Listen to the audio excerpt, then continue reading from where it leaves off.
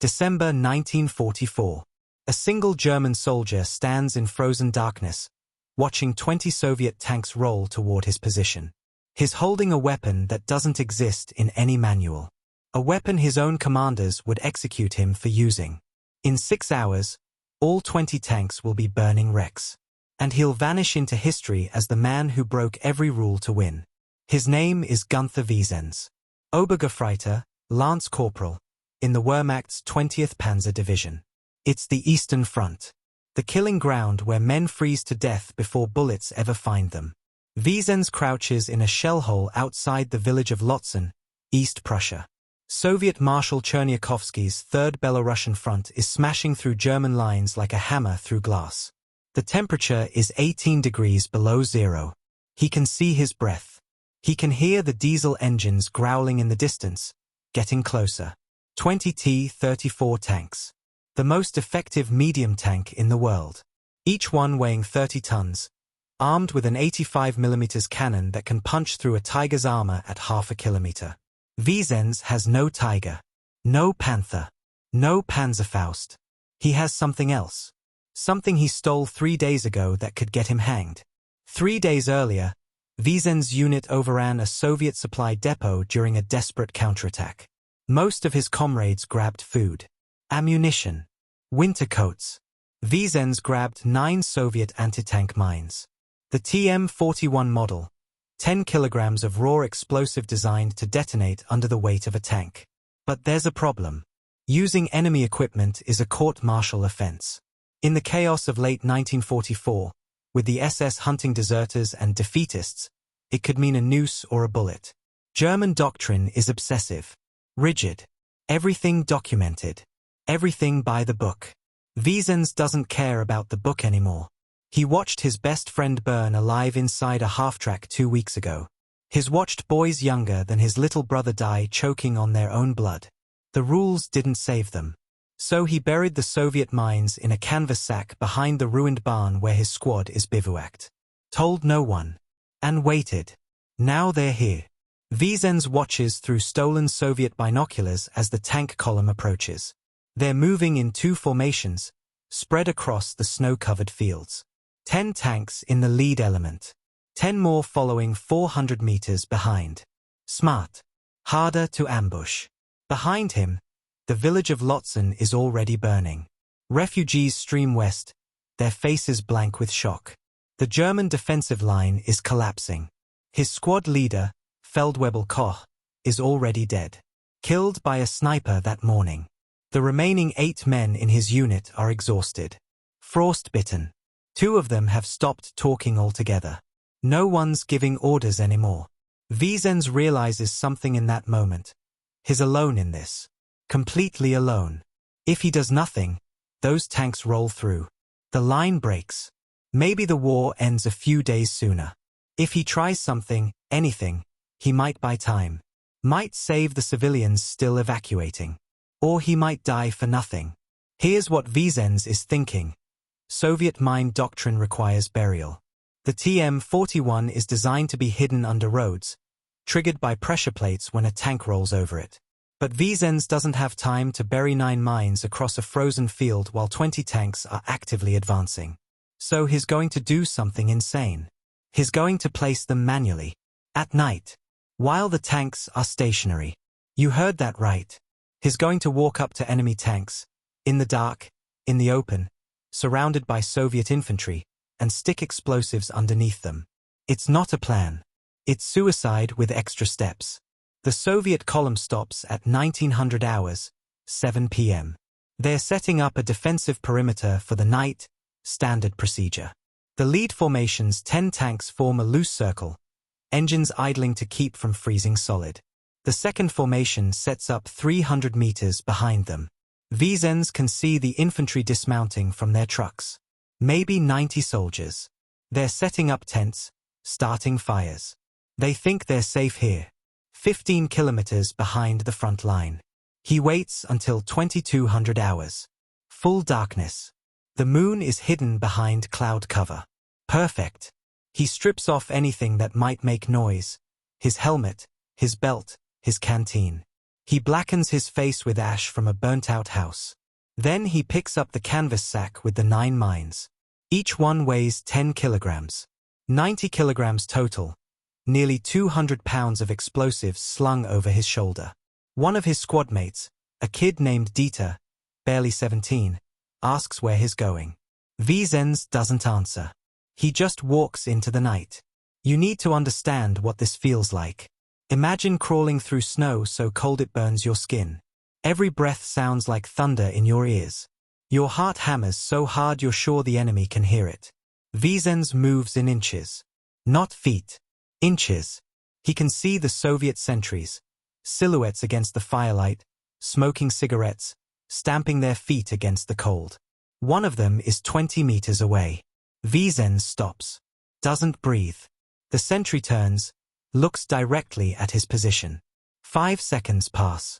10. The sentry lights another cigarette and walks away. Viezenz keeps moving. The first formation's T-34s are sitting in a wide arc, engines still running. The heat from the exhausts creates shimmering air, smelling like diesel and scorched metal. Viezenz reaches the first tank. He's so close he can touch it. He can hear the crew inside, talking, laughing. Someone's singing. The TM-41 mine has a simple arming mechanism, a pressure plate on top. But Viezenz isn't burying it. He's going to wedge it under the tank's track assembly, where the weight of the vehicle will press down on it when it moves forward. He slides the mine into position. His hands are shaking, not from fear, but from cold. His fingers are numb. The mine settles into place. Tank 1, armed. 19 to go. Tank 3 almost kills him. He's sliding the mine underneath when a hatch opens above him. Light spills out. A Soviet tanker climbs out to relieve himself, boots clanging on the armor. Viezenz is pressed flat against the snow, directly beneath the tank, holding his breath. The tanker is whistling something. A folk song maybe. He's standing 3 feet away. If he looks down, if he just glances to his left, it's over. The urine steams in the frozen air. Viezenz can smell vodka. The tanker is drunk. 30 seconds pass. They feel like 30 years. Finally, the tanker climbs back inside. The hatch slams shut. Viezenz waits another full minute before moving again. By tank 7, Viezenz is barely functioning. His body is shutting down from cold and adrenaline exhaustion. His vision is blurring. His lost feeling in his feet. But he keeps moving. Tank 8. Tank 9. He's armed the entire lead formation. 9 mines. 20 tanks. Now comes the hard part. The second formation is 300 meters away. That means crossing open ground again. More sentries. More chances to die. Viezenz checks his watch. 0130 hours. He's been out here for 3 hours. His body is screaming at him to stop. To go back. Every muscle feels like it's tearing apart. He starts crawling toward the second formation. The distance feels infinite. Every meter is agony. Twice he has to stop and wait for patrols to pass. Soviet soldiers walking within arm's reach, their boots crunching in the snow. He reaches the second formation at 0245 hours. 10 more tanks. No more mines. But Viezenz isn't done yet. He's noticed something about these T-34s. They're parked close together, much closer than the first formation. Close enough that if one explodes, the shrapnel and fire might chain react to the others. So he repositions the already armed tank's mines. He moves 3 of them from the first formation to the second, working backward through the kill zone he just created. It takes another hour.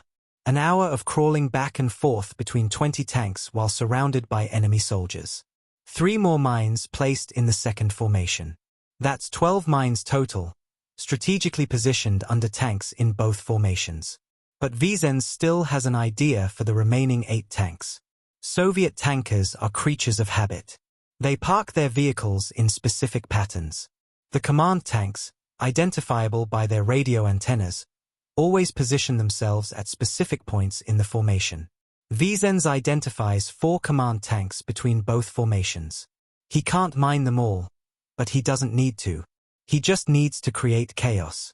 He finds a Soviet fuel truck parked between the two formations, probably there to refuel the tanks at dawn. He punctures the tank with his combat knife. Fuel begins to leak, pooling in the snow. Then he takes 2 signal flares from a dead Soviet soldier he finds in a shell hole, killed by artillery, frozen solid. He rigs them to the fuel truck using wire and a TM-41's pressure trigger mechanism. It's crude, unstable, brilliant. When the tanks start moving, one of them will bump the truck. The trigger activates. The flares ignite the fuel. The truck explodes. And 20 tanks suddenly think they're under a coordinated attack. By the time Viezenz starts crawling back, it's 0430 hours. He's been behind enemy lines for 6 hours. His body has moved past pain into something else. A kind of numb detachment where he's watching himself from outside his own skin.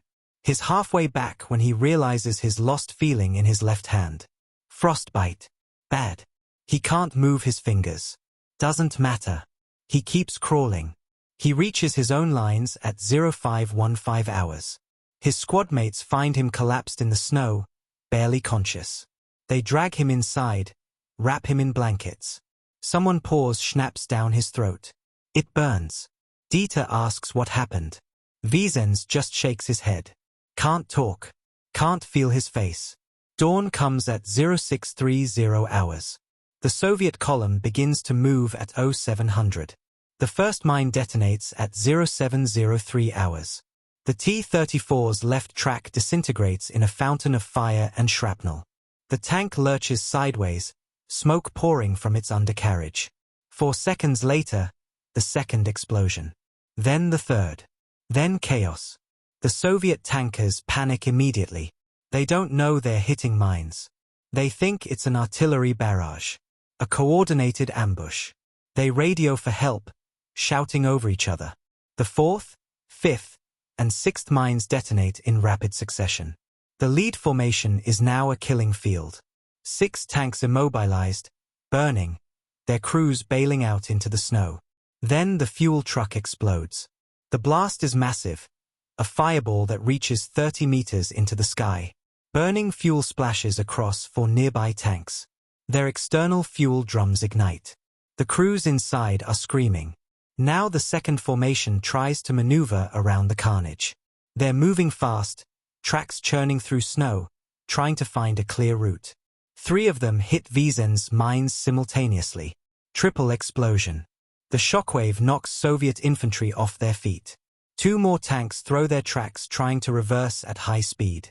1 crashes into a burning wreck from the first formation. Another slides into a drainage ditch and gets stuck, its crew abandoning it immediately.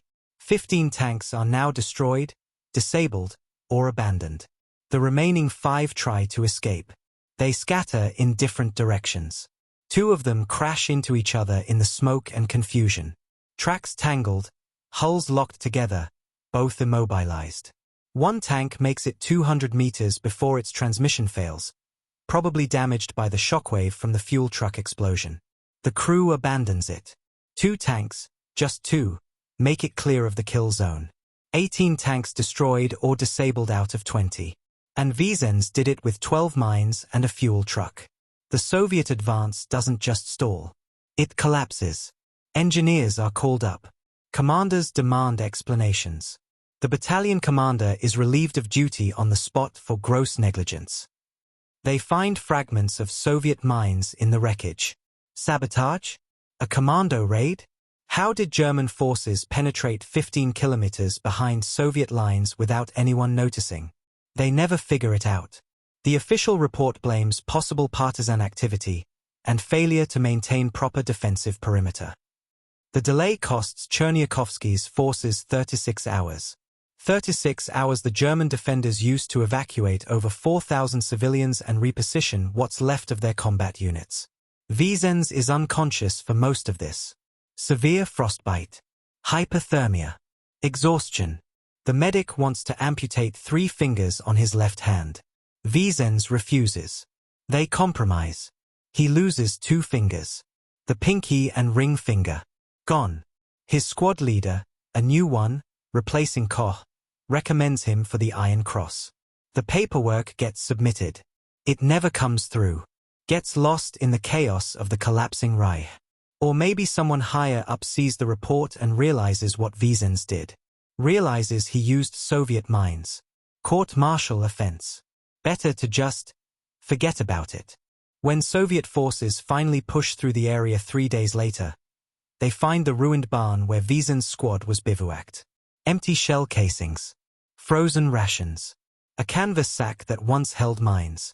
No bodies. The Germans have already retreated west. Viezenz survives the war.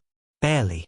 He's captured by American forces in April 1945 while defending a bridge outside Magdeburg. Released in 1946. He never tells anyone what he did that night. Not his wife. Not his children. When people ask about the missing fingers, he says it was frostbite during the retreat. Which is true. Just not the whole truth. The story only surfaces decades later, 1978, when a researcher named Klaus Hartmann is going through Soviet military archives. He finds an after-action report from the Third Belarusian Front dated December 1944. One line stands out: sustained catastrophic losses due to unknown mine activity, possibly sabotage or partisan action. 18 T-34 tanks destroyed or disabled. Intelligence suggests sophisticated enemy infiltration. 18 tanks. Hartmann starts digging. He finds German records. Finds survivors from the 20th Panzer Division.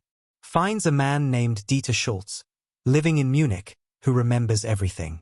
Günther went out at night, Dieter tells him. Came back at dawn looking like death. Then the explosions started. We thought it was artillery at first. But there was no artillery. Just Günther. Hartmann tracks down Viezenz in 1979.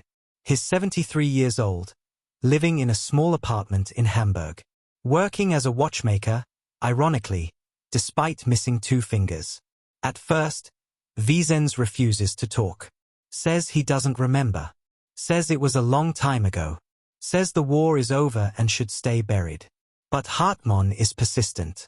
He shows Viezenz the Soviet report. Shows him testimony from his squad mates. Shows him the math. 18 tanks destroyed by 1 man in 1 night. Finally, Viezenz speaks. I didn't do it for medals, he says. I didn't do it for Germany. I did it because there were children in that village. Old women. Men who'd already given everything and couldn't give more. If those tanks got through. I'd seen what happened when tanks got through. He pauses. Looks at his hand. The missing fingers. People think war is about following orders.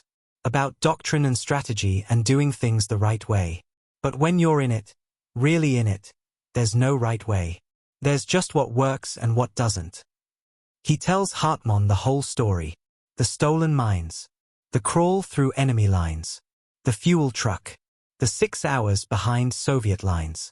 I was terrified every second, Viezenz admits. I pissed myself at Tank 3. Actually pissed myself. Thought I was dead. But I kept moving because stopping was death too. At least moving gave me a chance. Hartmann asks if he'd do it again. Viezenz thinks for a long moment. No, he finally says. I'd be smarter about it. I'd bring more mines. The interview is published in a military history journal in 1980. Nobody notices. It's buried in the back pages, one story among thousands from the Eastern Front. But the men who were there, the survivors from Viezenz's squad, they know. They remember Viezenz walking back into camp at dawn, frost covering his uniform like a ghost. They remember the explosions. The Soviet tanks burning on the horizon. The civilians who made it out because of those 36 hours. And they remember something else. Sometimes the difference between victory and defeat isn't following orders. It's knowing exactly when to break them. 1 soldier. 12 mines and a fuel truck. 20 tanks. And a night so cold that death felt warm by comparison. That's the story they never taught you in history class. That's the story that saved thousands of lives while breaking every rule in the book. Because war doesn't care about your manual. It doesn't care about doctrine or regulations or proper procedure. It only cares about one thing. Did you survive? Did the person next to you survive? Günther Viezenz answered that question in the only way that mattered. He walked into hell with stolen explosives and came back alive. He died in 1989. Heart attack. Quick. His children found him in his workshop, surrounded by watches and gears and tiny mechanisms he'd spent years fixing. At his funeral, 3 old men showed up. Men his children didn't recognize. They stood at the back, said nothing, left before anyone could ask who they were. They were survivors from his squad, paying respects to the man who saved their lives by breaking every rule that mattered. And somewhere in the frozen ground outside Lützen, East Prussia, now Giżycko, Poland, there are scars in the earth that still remember what happened that December night in 1944. 20 tanks. 1 man. 0 recognition. But the 4,000 civilians who made it out alive, their descendants walk the earth today. Thousands of people who exist because one soldier decided that sometimes survival means throwing away the rulebook and doing what needs to be done. That's the real legacy. Not medals. Not recognition. Just people who get to live.